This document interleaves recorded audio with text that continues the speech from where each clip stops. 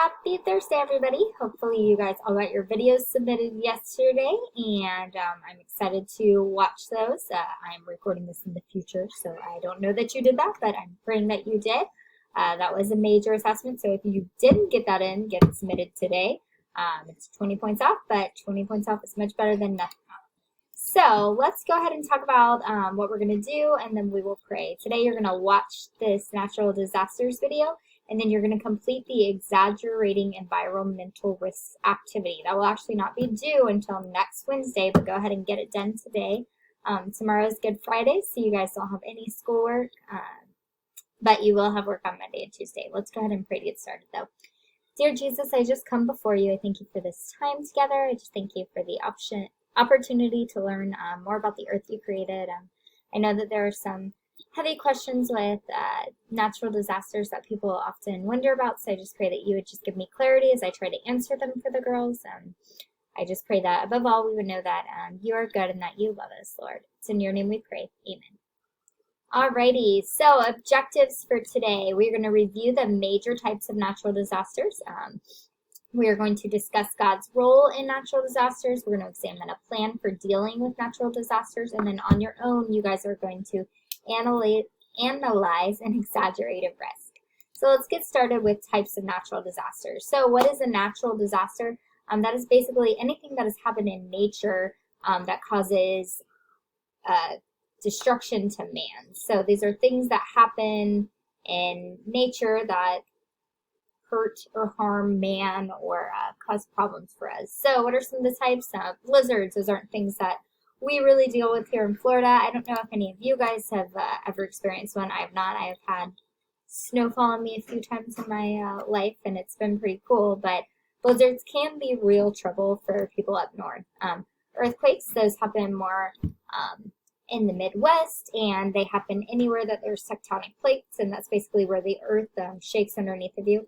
I don't think I've ever experienced one, although I've had a very realistic dream. This probably sounds so crazy to you guys right now, but where I was experiencing one, and maybe it did happen. I don't know. Obviously, it didn't happen here. I did go to California once. Maybe it happened when I was there. Anyways, floods. You guys have probably dealt with some flooding if you've lived in Jacksonville for any time. Typically, we get flooding after hurricanes come by. They don't even have to hit us for it to happen, but flooding is something that can be dangerous and cause problems. There's, if you live near certain areas, you've seen that. Most of you have probably heard of the devastation that happened with Katrina to the people in Louisiana, and that was a result mainly of the flooding that happened after the hurricane. Hurricanes, that's something huge. Those are things we deal with. We actually, I don't believe in school this year for a hurricane, just, this lovely little virus that we're facing. But we in Florida, we know all about hurricanes. We know about watching for them. We all react very differently to them. Most people kind of laugh about Floridians and there's jokes for them, but they are big things. We did see the devastation that happened recently. Maybe we did. I don't know. I can't keep my brain straight. There's been a lot of hurricanes these recent years, but we know what those are. Lightning is actually considered a natural disaster. I think 55 Americans a year are killed by lightning, and that's something that seems like not a huge number, but that's a number that should be avoided. So lightning can be very dangerous if you are outside when a storm is happening. You want to get away from that lightning. We'll talk a little bit about that shortly.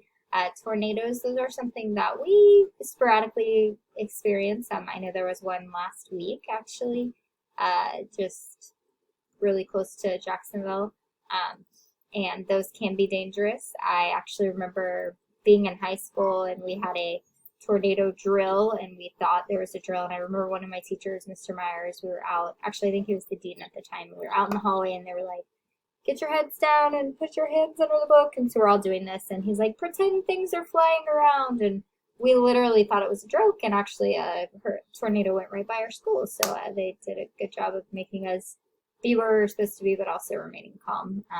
And then fires. Not the kind that start in your house because a candle falls over, but the kind that happen when droughts hit and lightning strikes or things along those nature.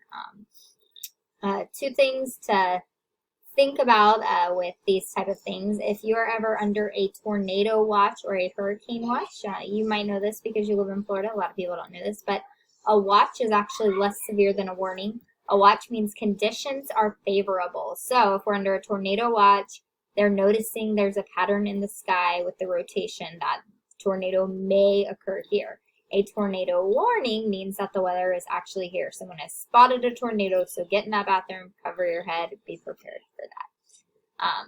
So let's talk about God's role in natural disasters. This is a question that a lot of people like to ask, especially people who are not Christians and even Christians sometimes, because it's something we can wrestle with. Why would a good God allow something bad like a natural disaster to occur? He loves us. If he's so good like he says he is, why does he let this happen?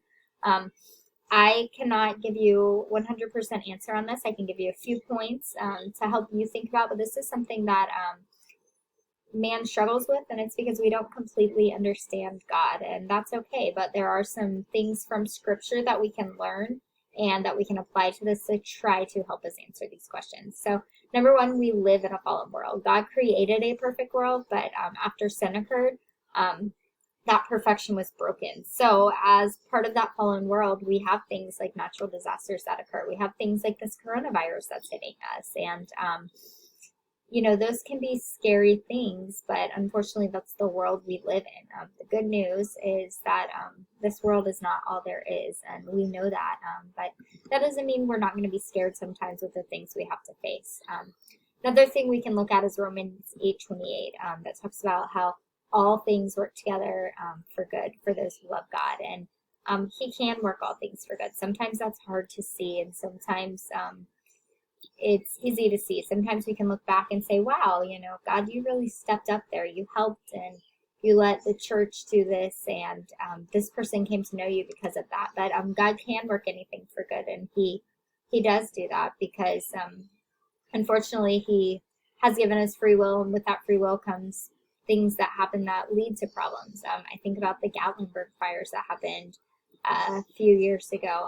I love Gatlinburg. It's like one of my favorite places to go. I love hiking and going to the waterfalls and just finding creeks to play in. And I think it's wonderful. And we went shortly after it, but there was a huge natural disaster that started because two kids were playing with matches on a trail. And they let the fire start and they didn't stop it, and people died, and things happened. The nature was destroyed, and unfortunately those kids are, I don't know what happened to them. They're facing some type of something, but we do live in this broken world, and things that happen as a result of that. Next thing I want you to realize, they are not God's judgment. The Great Flood was an example of God's judgment, but he promised he would never destroy the whole earth again after that. I'm going to give us the rainbow as a promise of that. Luke 13, it actually is with Jesus, and the Pharisees are like quizzing him, and they're always trying to trip him up, and they ask him, well, what about those people that died when the tower fell on them? Is that because they were evil? And God replied, no, that's not God, Jesus. Same person though. Let me pull it up so I can tell you exactly what he says. But he says, or those 18 on whom the tower in Siloam fell and killed them, do you think that they were worse sinners than all other men who dwelt in Jerusalem? And he said, I tell you no, but unless you repent, you will all likewise perish. And Jesus is basically saying, yeah, they died, but it wasn't a punishment. That tower didn't fall on purpose to hurt them. They actually died, and you're all going to die one day, but you're going to perish, and how we perish is something that points to God, but we'll get to that in a minute. Sustaining life, actually, things that happen with natural disasters are necessary for this earth and actually do help with things. Earthquakes, they can be detrimental, but they're also good because they take nutrients from the ocean floors and beneath the crust, and they actually recycle them back into the biosphere. So they help new life to come after the old life is formed. Volcanoes are another example. When they explode, they release excess pressure, and that gas goes back into the atmosphere where it needs to be, and minerals come into the soil. And so there's temporary damage, but then new things grow, and people will tell you that volcanic soil is actually very rich in nutrients, so great things can grow there. And flooding, same thing. It delivers nutrients to the soil that otherwise wouldn't be there without that. So although they are bad in practice and they disrupt human life, they're actually good for our earth, and we need our earth. Another thing is natural disasters show the uncertainty of life. So time is short, and eternity is long, and these are things that people forget. God has already intervened with us with Jesus, and all we know is this life. So this life seems so important and so big, and it is important, and we are charged as Christians to use this time wisely, and we're charged to tell others of his love and to do good things while we're here. But we have to remember that this life isn't all there is, that God has a perfect world planned for us, and that we will be there one day. So if something, God forbid, bad happens here, this is not the end. And as long as you know Christ, that's okay, because you're going to go to a world where we don't have to be fearful of things. Maybe volcanoes will still erupt there, and we'll be able to just like float under lava or something. I don't know. Obviously, I just made that up. There's no biblical basis for that, but I'm just saying that we do live in a broken world, so those things are scary, but when we get to heaven, we won't have to deal with that. The last thing is we can use this as an opportunity to be God's hands and feet. So he tells us to reach out. The church needs to step up. I know that people in the church are stepping up right now as people are dealing with this COVID virus, and whether that's donating food or money or praying or making masks, there's always that we can step up and be his hands and feet. And so we get those opportunities whenever we're dealing with crises. UC was able to do that. They collected diapers to send to the Bahamas after the last major hurricane. So, we can use these as opportunities to glorify God. Alrighty, so natural disasters. Here are some just precautions to make sure that you are safe if a natural disaster occurs. You want to make sure you have a battery-powered radio to listen to emergency broadcasts. It's important to have those batteries because without the batteries, we will, if you lose power, it's not going to work. So having batteries for that, you can learn if that tornado has been actually spotted, if you're under a watch or a warning. You always want to have one or more flashlights. Obviously, if we lose power and it's the middle of the night, you need a way to get around and to be able to see. Keep a supply of batteries to power those flashlights and those radios and anything else. You want to have a supply of pre-cooked canned foods and a hand-operated can opener. Obviously, if your power goes out, you can't get in your fridge to get that fresh chicken. You need to get that tuna out of the pantry, unfortunately. Hopefully you like tuna, if not, find something else. But you also want a hand-operated can opener.